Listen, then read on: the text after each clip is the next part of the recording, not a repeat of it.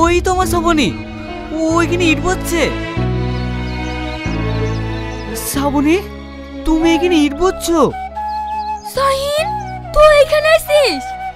আমি তোমাকে অনেক খুঁজেছি শ্রাবণী, কিন্তু কোথাও পাইনি। শাহিন এখানে একটা সাঁওতাল মেয়ের সঙ্গে